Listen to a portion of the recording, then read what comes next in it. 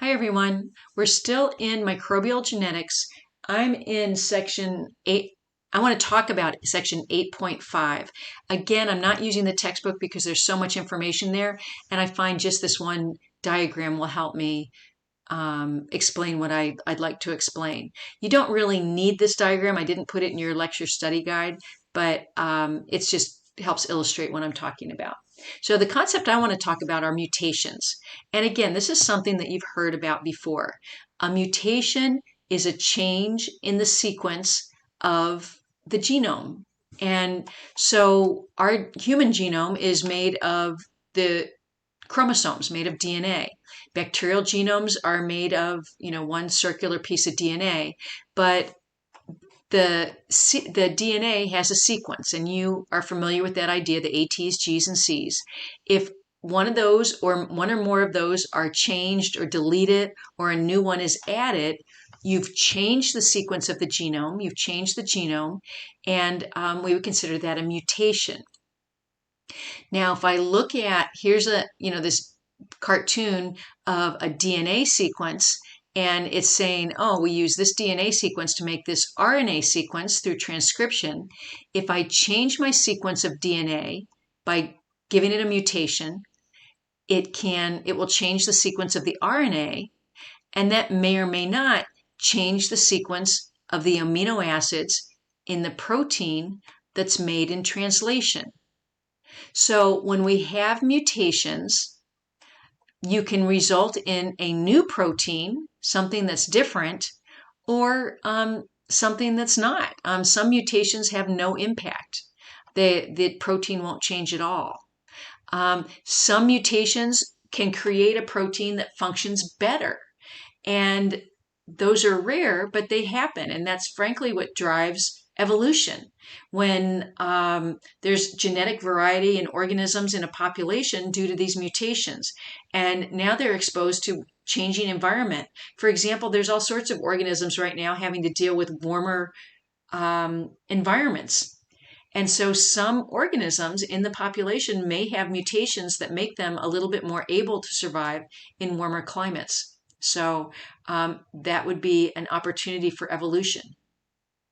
Some mutations cause failure of the protein. You change this amino acid, this protein's no longer going to work, and it might be a deleterious function for that cell. It might harm the function of the cell. It might even result in the death of the cell.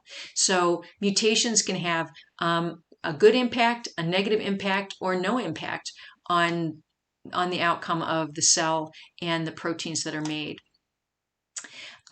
Mutations can occur naturally. We have mutations all the time. When cells are dividing, mutations occur naturally. They can also occur in the presence of mutagens, chemicals or environmental conditions that cause damage to DNA. We're familiar with the idea of UV light damaging DNA in our skin and can cause cancer. There's all sorts of chemicals we're concerned about being exposed to because they're mutagens. They cause damage to DNA and can cause different problems in the flow of genetic material. So those are mutations. The other learning outcome I wanted to talk about in section 8.5 is why RNA viruses are more likely to mutate than DNA viruses, and it's related to mutations.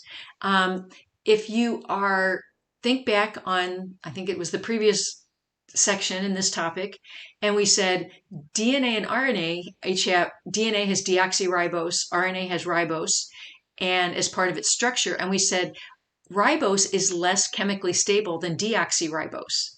And so turns out that RNA viruses that have RNA as their genome are less chemically stable. And so they're more likely to acquire mutations due to the presence of RNA instead of DNA. So RNA viruses mutate more. Now that can actually be a benefit to the virus because the virus has to live inside the host cell. And when humans are infected with a virus, whether it's a DNA virus or an RNA virus, we're going to make antibodies and mount an immune response against that virus. If the virus can change something, like maybe change some of its surface proteins by accumulated mutations, that virus might be able to avoid our immune system a little bit longer.